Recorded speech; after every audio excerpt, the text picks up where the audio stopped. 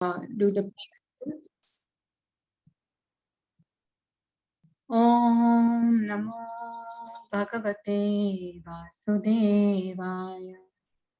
Om Namo Bhagavate Vasudevaya. Om Namo Bhagavate Vasudevaya. Om Agnanatimirandhasya Gnananjanashalakaya Chakshurunmilitam Yena Tasmai Shri Guruve Namaha. Shri Chaitanya Manobishtam Sthapitam Yena Bhutale Swayam Rupa Kadamahyam Dadati Swapadantikam. Vandeham Shri Guru Shri Yuta Padakamalam Shri Gurun Vaishnavamscha Shri Rupam Sagrajatam Sahagana Raghunathanvitam Tam Sajivam Sadvaitam Savadutam Parijana Sahitam Krishna Chaitanya Devam Shri Radha Krishna Padan Sahagana Lalita Shri Vishakhanvitamscha He Krishna Karuna Sindho Deenabandho Jagatpate Gopesha Gopika Kanta Radha Kanta Namostute Tapta Kanchana Gaurangi Radhe Vrindavaneshwari Rishabhanu Sute Devi Pranamami Hari Priye Vancha Kalpatarubhyascha Kripa Sindhubhya Evacha Patitanam Pavanebhyo Vaishnavebhyo Namo Namaha Jai Shri Krishna Chaitanya Prabhu Nityananda Shri Advaita Gadadhara Shivasadi Gaura Bhakta Vrinda Hare Krishna Krishna Krishna Hare Hare Hare Rama Rama Rama Hare Hare Namam Vishnu Padaya Krishna Preshtaya Bhutale Srimate Bhakti Vedanta Swaminiti Namine Namaste Saraswate Deve Gauravani Pracharine Nirvishesha Shunyavadi Paschatyadeeshatharine Mukam Karoti Vachalam Pangum Langhaite Girim Yat Krupatamam Vande Shri Guru Dinataranam Paramananda Madhavam Krishna Chaitanya Ishwaram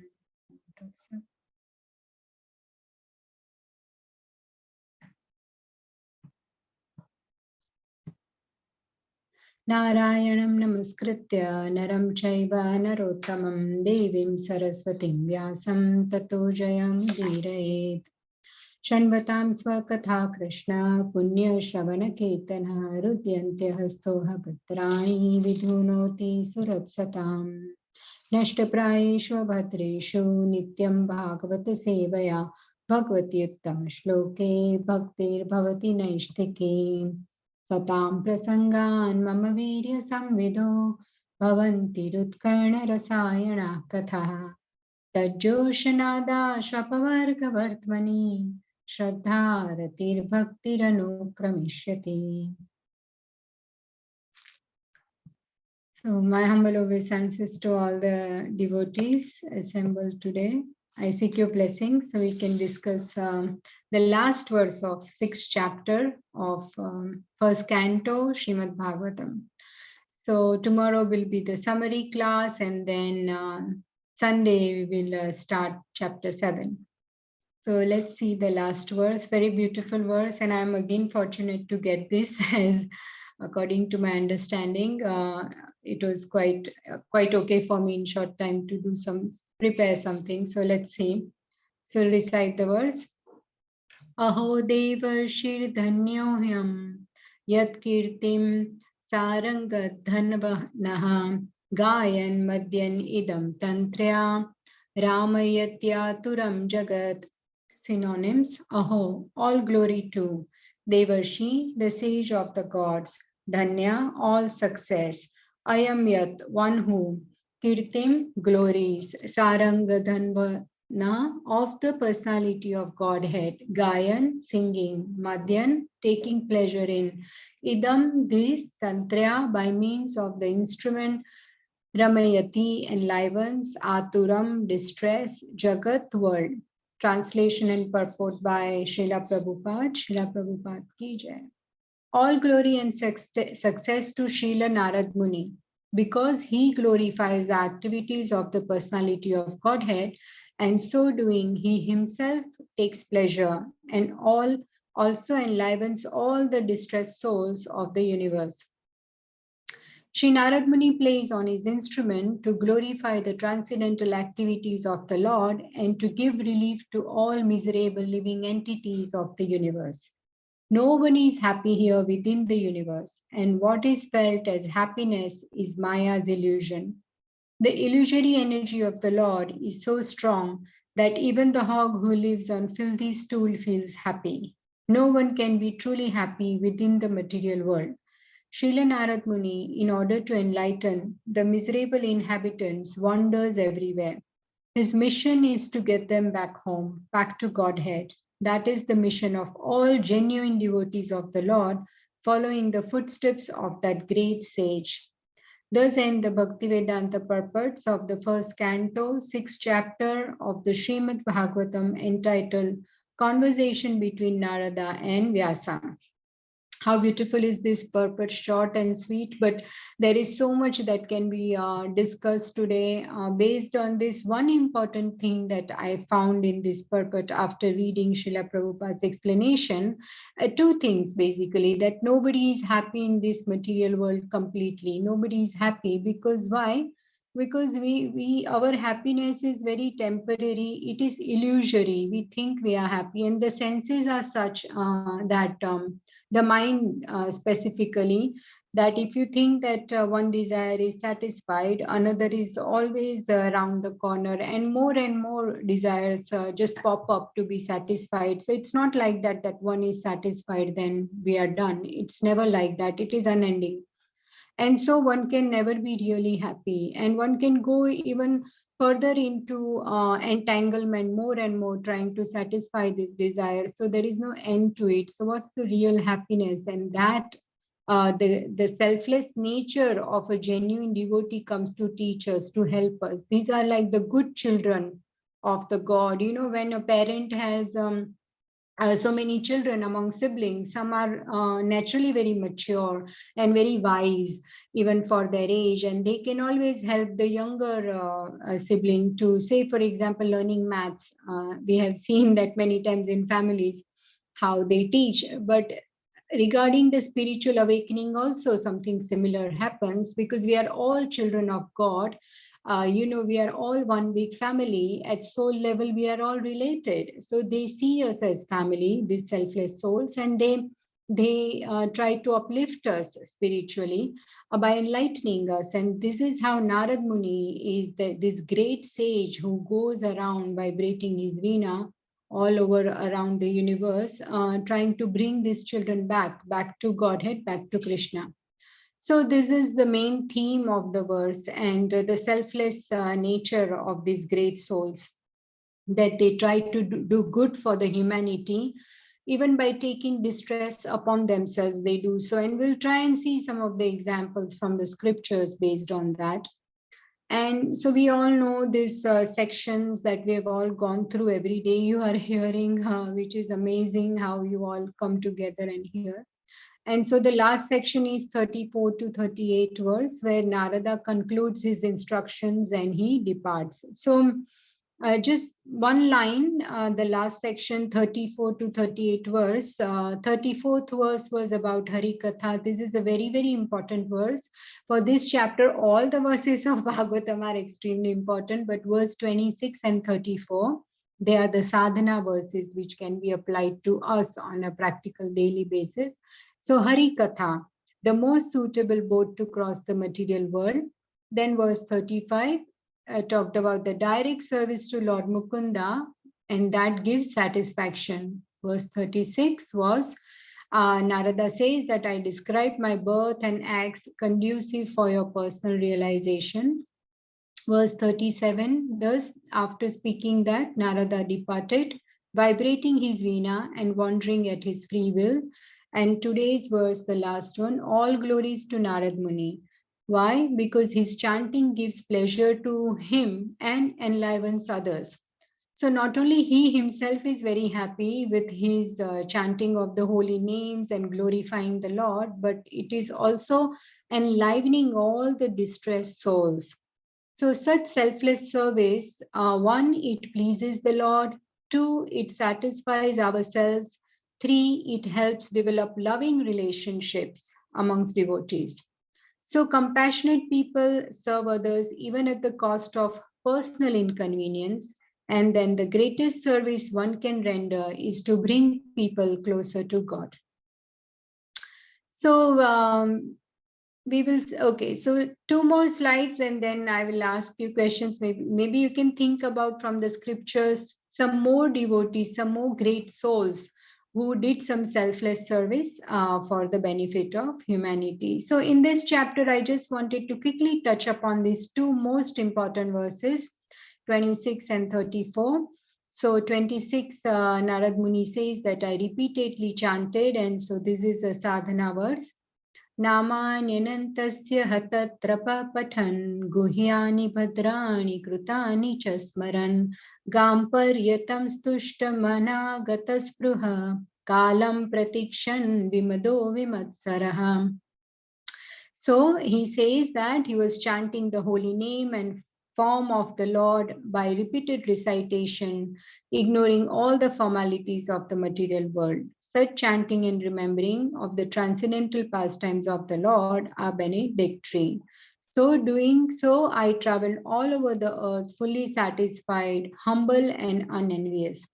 So in this, two more things are very important. Humble, humility. I think we discussed in the last verse, number 33, right? Trinadapi Sunichena verse, we discussed that. And unenvious. So that is also very important to be able to understand Bhagavatam, this quality, to be able to understand and to internalize, to assimilate, to try and to some degree follow it and apply it in our life. For that, even in Bhagavad Gita, Krishna imparted the Bhagavad Gita to Arjuna because Arjuna was non-envious. He says, Idam tu te guhyatamam pravakshyami anasuyave. Anasuyave, no envy. So that is very much we have to try and develop this good qualities and try and work on this anartha. And Hari Katha is the most suitable boat to cross material ocean. This is also a sadhana verse, right? Etadhiyatura chittanam matra sparshechaya muhu bhava sindhu plavo drishto hari charyanu varnanam. Hari charyanu varnanam. This is very important. What does that mean? A constant discussion of the forms and glories, Nama, Rupa, Guna, Leela of the Lord. So it is personally experienced by me that those who are always full of cares and anxieties due to desiring contact of the senses with their objects can cross the ocean of nescience on a most suitable boat. The constant chanting of the transcendental activities of the personality of Godhead. So this material world here, there is an analogy that it is compared to a big ocean, right? And Lord's lotus feet, the glorification of Lord is compared to a boat. So if we take shelter of this boat, then we can easily cross beyond this material existence. Otherwise, it is very difficult. And talking about the selfless service of Narad Muni, we thought that we'll discuss few examples. So one of them example is trees, how trees, they are so selfless and they are very tolerant in their behavior, just like the great Mahatmas and sages like Narad Muni who dedicate their lives for welfare of others. So what happens is that once upon a time, Krishna blesses these simple, innocent ladies who are the wives of the Brahmanas. And one fine day, Gopas, cows, calf, Krishna, they all go into a deep forest. And they are very tired, they are very hungry. It's also very sunny that day, and they find these trees and sit down on under the shade, and Krishna is very attracted to this ambience, and there are so many trees there. They were already tired, fatigued, so they sat there, and then Krishna starts telling the Gopas that see all these trees, they are so selfless, they are tolerating heat and light and wind, and coming all of that they are tolerating, and they are giving a shade. So trees serve humanity in various ways, and Krishna has very specific appreciation for all trees of Vrindavan. The trees give us shade, fruits, flowers, wood, pulp, roots, even dry leaves are used for manure, sap, so many things that is needed for humanity. Trees give all of this, but they themselves tolerate the sun, the wind, the terrible weather, whatever condition, but they give us shade. So he tells all these Gopas in this chapter 22 of 10th canto. He mentions the names of the Gopas. They are, some of the names are Stoka Krishna, Arjuna, Sudama, Subala, Shridama, Vishala. So he says, even while tolerating all these conditions, the trees protect us from these elements. And the life of these trees have become so successful. They are fortunate because they are working and they are living for the others' welfare. So in this way, Krishna says, if we dedicate our lives to fulfill our own desires, all the time, if we just want to fulfill our own desires, it's a very selfish life. But when we dedicate our life to serve humanity, serve the society at large, then life is more successful. So definitely we need to take care of ourselves. That is our primary agenda, our health, and of course sleeping, eating, recreation, all of this is important. But also at the same time, we should dedicate some of our time and our existence for the welfare of humanity. We should also be more tolerant like the trees. And see, for example, even when people throw, sometimes they throw rocks, right? Children on the trees, and the trees still give fruits. So they are so tolerant. So likewise, the Mahatmas, they also live for others. And this is a very beautiful verse, in 35th verse. Etavad janma safalyam dehina miha dehishu pranerarthe diya vacha shreya acharanam sada. So here he says praner, arther, diya, vacha. These four things. Praner means with your life, your artha, your wealth, your diya, intelligence, and vacha, your words. We should use all of this that's given to us for the activities of the benefit of the others. So it is our duty as a human being to use all these things, prana, artha, diya, vacha, for the benefit of others. And okay, so you've already seen the slide, but there are who would like to mention who are the great devotees who have done such selfless service for the humanity from the pastimes of Bhagavatam? Anyone can think of any such characters of Bhagavatam? Hare Krishna, Hare Prahlad Krishna. Maharaj. Prahlad Maharaj. Prahlad Maharaj, yes, okay, okay. He even told the Lord that he wants to stay in this material world, but he send everybody to the abode of Krishna. Yes, yes, Mataji. Yes, yes, absolutely. Good, good. Anyone else? Any other character you can think of?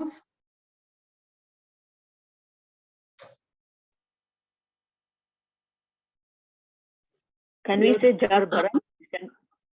Can we say Jar Bharat? Because he kept Maun Vrat, he didn't speak, but then when he met King Rahugan, he spoke. I'm not sure if this fits in here. Okay, yeah, okay, yes, he did enlighten Rahugan. Yes, okay. Good, thank you. Hare Krishna, Mataji. Yes, Mataji. Six Goswamis. Sorry? Six Goswamis. Six Goswamis. Yes, of course, yes. Very good. Yes, definitely.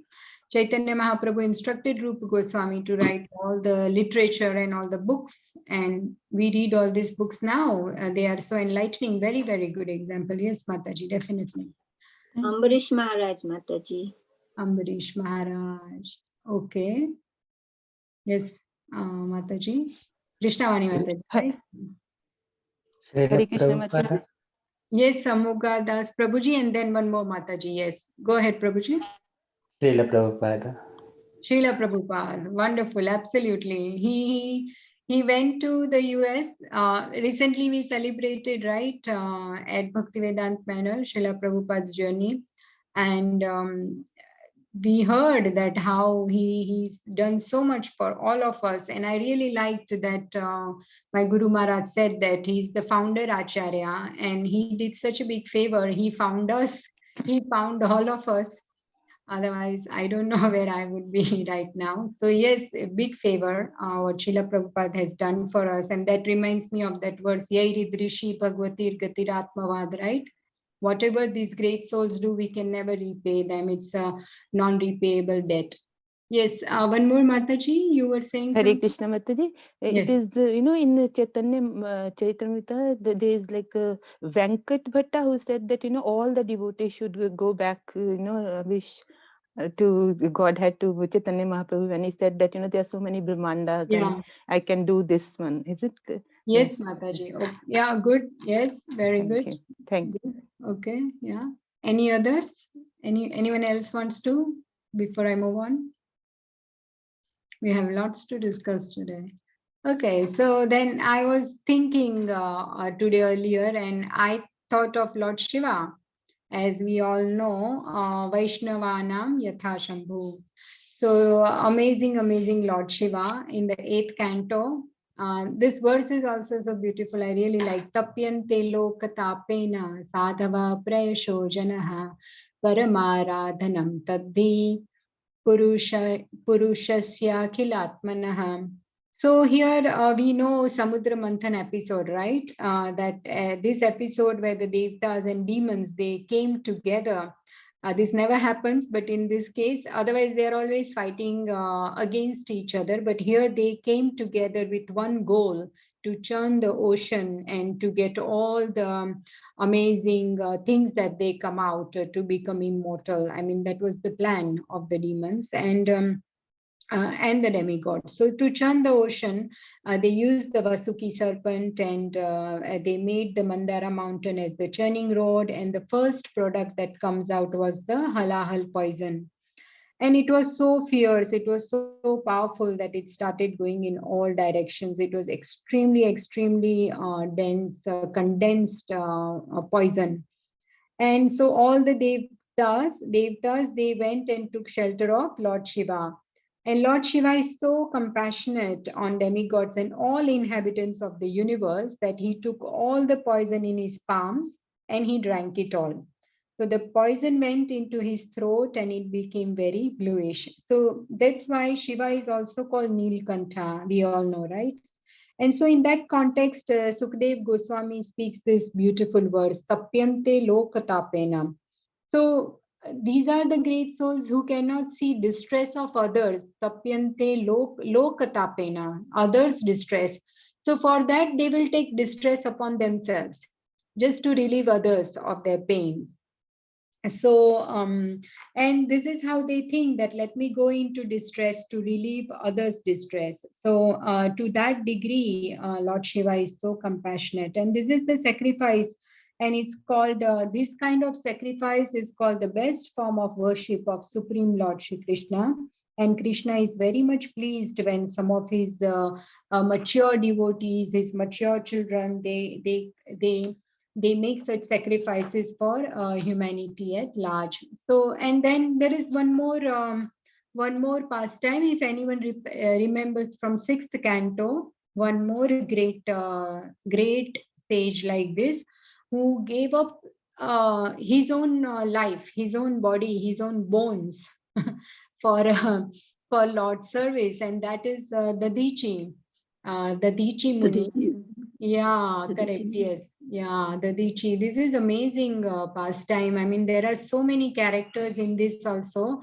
And so today I was reading, trying to understand, and this service really helps me to understand for my own purification. And I was like so amazed at this pastime. It is in the 6th canto, 696, I think 910 chapter. So here what happens, I can, should I just go, you decide, I mean, there are more slides. Shall I speak about this story a bit more past time, or shall I just move on to other things?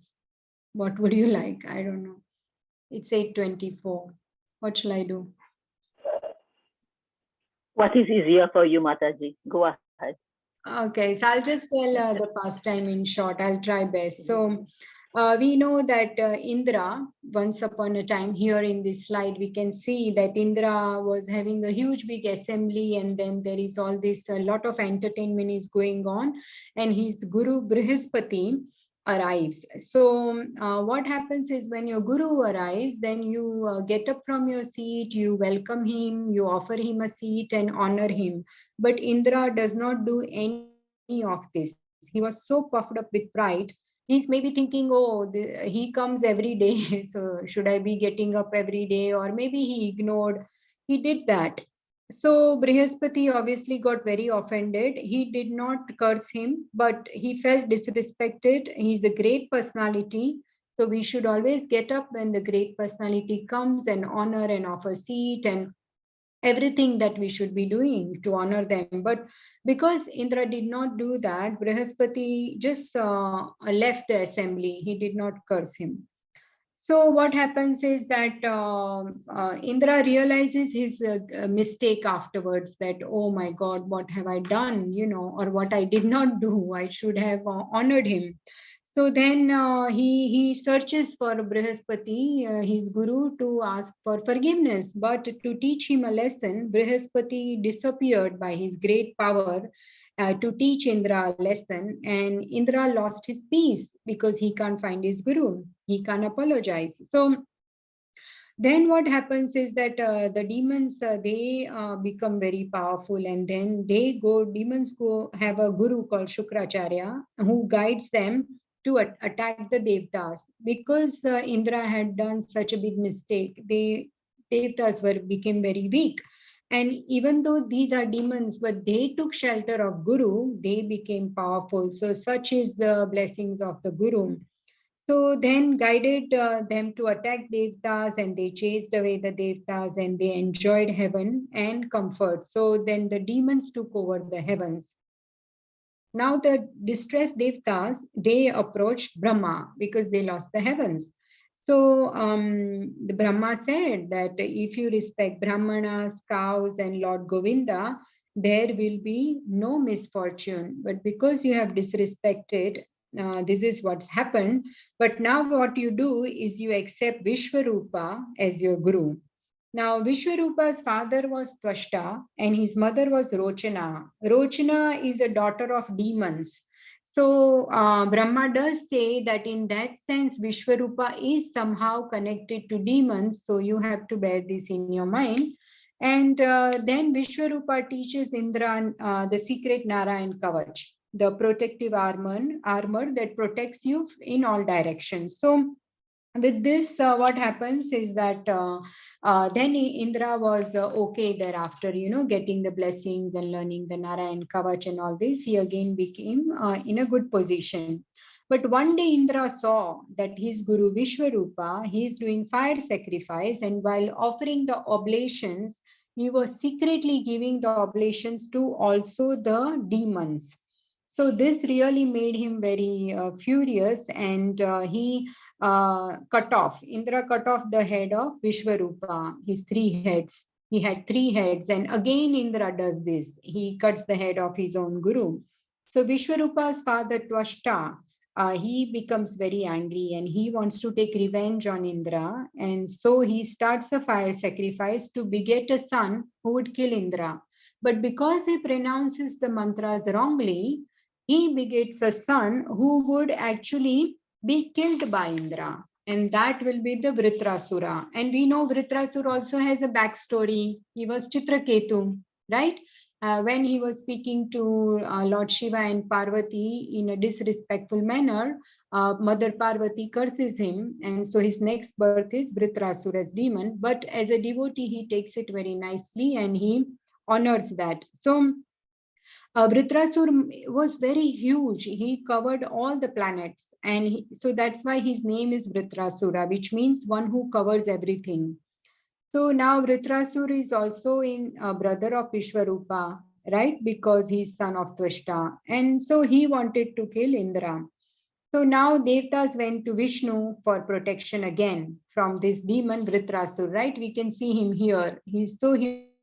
huge, and all these people, like, the all the devtas who were fighting on side of, you can see them by his foot, how tiny they look. He was so huge. And there is Indra and his Airavat elephant, and he has got this thunderbolt in his hand. So we'll just come to that now. So what happens is that now to kill Vritrasur, they all approach Vishnu what to do, and he teaches the. So he says, fine, for this you need to go to the Dichi Muni. He's a great sage, and he's so powerful by his piety and by his complete penance and so much knowledge. He is so powerful and pure that if you make from his bones a thunderbolt, that will kill actually Vritrasur. So now here, even he has a backstory. So once the Ashwini Kumaras, who are like the heavenly doctors, they are physicians for the Devtas, they go to the Dichi and they say that please impart some spiritual knowledge to us. So that time Dadichi Muni was doing fire sacrifice. So he said, you come tomorrow. And meanwhile, Indra goes to the Dichi and gives him a warning and threatens him that if you teach this spiritual knowledge to Ashwini Kumaras, then I will cut off your head.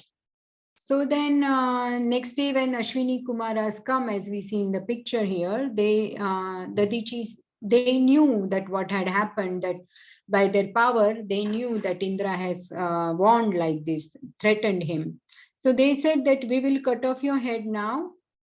We will put a horse head, and with that head, you give us all the Vedic knowledge. And when Indra cuts that horse head, we will put back your original head, because they are the physicians. So that's what exactly happens. So here also we can see that how selfless the Dichi is. Even though he knew that Indra is going to come and cut off his head, but because Ashwini Kumaras had asked him and he had promised, he gives the divine spiritual teachings, even though knowing what is going to happen with him. So, and then we know that Dichi had taught Narayan Kavacha originally to Twashta, who then taught to son Vishwarupa. Vishwarupa taught it to Indra, and thus he conquered demons and he regained the heavens. But anyway, meanwhile, so this devtas, they go to the Dichi for his bones, and we can see here in this picture who would give the bones. To give bones means you had to die, but he was so deep in the meditation of the Lord, he agrees, and that he is so much absorbed in the devotion to the God in his tapasya, that even though he is killed and his bones are taken, he does not feel any pain. To that level, he was so transcendental, being so absorbed in his bhakti. So anyway, then the bones are given by the Dichi. They take the bones, and then the Vishwakarma prepares a thunderbolt with which Indra then kills Vritrasura. So this is how, from this example, we can see that he taught the spiritual science to Ashwini Kumaras, even though knowing that Indra will cut off his head. And secondly, he gives his own bones, because Lord Vishnu had given this idea to serve the Lord. He gives his own bones. So that is the selfless service that these great Mahatmas do.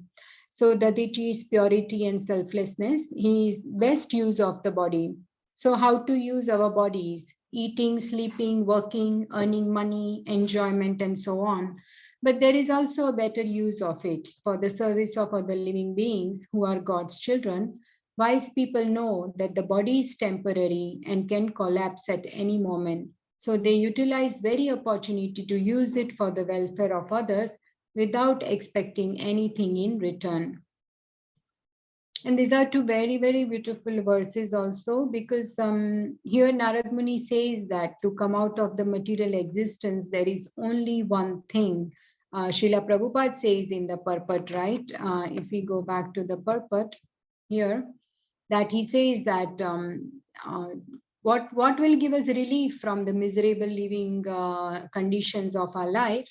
What will give us relief is if we take shelter of Hari Katha, and if we take shelter of the genuine devotees of the Lord who have made the mission of their life to take us back to Godhead, like Narad Muni.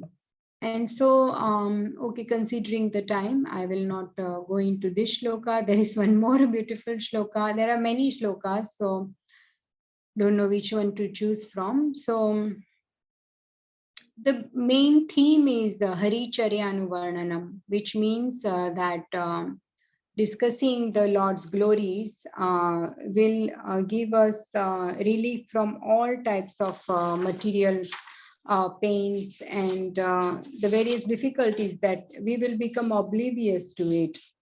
So there is one short and simple here also. पिबन्ति ये भगवत आत्मनः सतां कथामृतं श्रवणपुटेषु संवृतं पुनन्ति ते विषयविदूषितातिशयं व्रजन्ति तच्चरणसरोरुहान्तिकम्. Those who drink through oral reception. So here now the ears are becoming the medium by which we drink. What do we drink? Fully filled with the nectarian message of Lord Krishna, the beloved of the devotees, purify the polluted aim of life known as material enjoyment and thus go back to Godhead, to the lotus feet of Him, the personality of Godhead. And also there is a very beautiful verse here from Mukundmala Stotra where it says that Hari Katha actually is Aushadha. It is the real medicine. So Aushadha that cures the material diseases in the hearts of all conditional souls. And in Vrindavan, every day there is calamity. You know, in Vrindavan, there are tribulations, there are demons coming every day and disturbing the peace. Demons like Bakasur, Vatsasur, Vyomasur, Keshi. But the Gopas, they never experience any material tribulations because they know that there is Krishna. They are so absorbed in the thoughts and activities and pastimes of Krishna, and Krishna always protects them. So this very beautiful long verse. Okay, I'll try to Vyamoha Prashamaushadham Munimano Vritti Pravritti Aushadham Daityendratikaroshadham Tribhuvane Sanjeevane Kaushadham Bhaktatyantahitaushadham Bhavabhaya Pradvamsanaikaushadham Shreya Praptikaroshadham Pibamana Shri Krishna Divyaushadham. So maybe you can count later how many times Aushadham is mentioned in this verse, medicine. O mind, please drink the transcendental medicine of Shri Krishna's glories. It is the perfect medicine for curing the disease of bewilderment, for inspiring sages to engage their minds in meditation, and for tormenting the mighty Daitya demons. It alone is the medicine for restoring the three worlds to life and for bestowing unlimited blessings on the Supreme Lord's devotees. Indeed, it is the only medicine that can destroy one's fear of material existence and lead one to the attainment of the supreme goal. And also in the 10th canto, the first chapter starts with this. Parikshit Maharaj has a great eagerness to hear about specific the Krishna's pastimes in Vrindavan, because the 9th canto where it ends, kind of Parikshit Maharaj has heard in summary, but he wants to hear in detail all the Vrindavan pastimes of Krishna, and that is why the 10th canto is also the Krishna book, as Srila Prabhupada has written all the purports there. So beautifully, it is the cream of Bhagavatam. And in the first three verses, Parikshit Maharaj says that you described sun and moon dynasties. Now kindly describe the activities of Krishna Balram elaborately. Because Parikshit Maharaj knew that this is the medicine, this is the right thing, this is what we need to hear. This is the nectar to come out of this material world. We need to hear about Krishna. Nivruttatarshairupagiyamanat bhavaushadat shrotra manobhiramat ka uttama shloka gunanuvadat puman virejyeta vina pashugnat. It's very beautiful meaning here. glorification of the Supreme Personality of Godhead is performed in the Parampara system. That is, it is conveyed from the spiritual master to disciple. Such glorification is relished by those no longer interested in the false temporary glorification of this cosmic manifestation. Descriptions of the Lord are the right medicine for the conditioned soul undergoing repeated birth and death. Therefore, who will cease hearing such glorification of the Lord except a butcher or one who is killing his own self? So here we can see that when we have to take medicine, it's always bitter, right? No one likes to take the medicine. And also it's in a very small quantity and it's always not so pleasant. But this medicine is, you can take every day, you can take in, there is no limit, you can take in large quantities also, hearing Harikatha. This is the best medicine for all the distresses that we all go through living in this world. So like that, there is many, and then we can also see the Brahmanas' wives and even Rukmini, Mother Rukmini. They had this, both of them, they had never seen Krishna in their life, but they developed lot of love, attraction, and devotion for Krishna just by hearing about Krishna. So Rukmini had never seen Krishna, but she had always heard all the guests and great sages that would visit their kingdom would be talking about Krishna, and Rukmini will hear that, and she develops such a devotion and love. She wanted to only marry Krishna, and she writes a letter to Krishna, and then later Krishna comes and kidnaps Rukmini and marries her. So, and Brahmana's wives, say so many fruit vendors and people would be coming to them to sell their things and the groceries and fruits. They heard about Krishna from them, and that's how they develop love and devotion, whereas their husbands were so busy doing the fire sacrifice and trying to achieve God in that way. But here is the simple devotion and true love of the Brahmana wives. They could actually take darshan of the Lord, not only take darshan, but they were able to feed them with all the different varieties cooked by their own hands. When we go to temple, we carry fruits or flowers or something with us, but here they had such great fortune that Krishna goes to them and asks for food because they were so tired after their visit to this deep forest, and all the Gopas, Krishna, Balaram, they sit together and eat all these lovingly made preparations by Brahmana wives. So the qualification really is not intelligence, but Krishna is won by the love. But we read Shastras and scriptures, knowledge is also very important, so that the one whom we have not seen, we hear about him, and that's how we develop love for him. So everything is required, intelligence is required, our hands are required to serve, our body is required to serve the Lord, and our heart, it's very much about the emotions and love. Bhakti is all about the love. Patram pushpam phalam toyam yome bhaktya prayachati bhaktya. So that is, devotion is very, very important if you want to please the Lord. And there is this also ahaituki apratihata, right? This is also a very important verse here I had put, because when does yayatma suprasidati happen? What is it saying here? That the supreme occupation for all humanity is that by which men can attain to loving devotional service. So this loving devotional service to Lord will happen when that means we will be completely satisfied in the heart, to the degree our performance of bhakti is not tinged with any material motivation, to the degree our performance of bhakti is regular without any interruptions or irregularities. So we can't say today I chanted, tomorrow I will not chant. No, so that is not a regular bhakti. One day we will study the Bhagavad Gita or Shastras, next day we won't. Yeah, but okay, of course, there are physical constraints also, but as much as one should try that not to have any interruptions, we have to have physical maintenance, self-preservation, that is necessary, and they are not out of the realm of bhakti. So interruptions and having a long gap in bhakti practices is actually a problem. So it should be unmotivated, because when the bhakti is motivated, it is either for name, fame, or whatever other material things. What happens, it becomes a rajoguni bhakti, passionate bhakti. It is not a sattva-guni bhakti.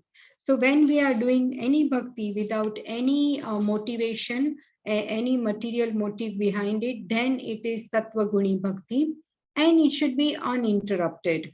It should be regular, right? As much as possible, there should not be any long gaps. So to that degree, we are doing this. To that degree, we will get complete satisfaction in the heart. And then Yayatma Suprasidati will happen. So I'll conclude here. If there is any comments or questions, then you can always, go ahead. And if there is nothing, everybody's okay and happy, then we can conclude. It's 8:45.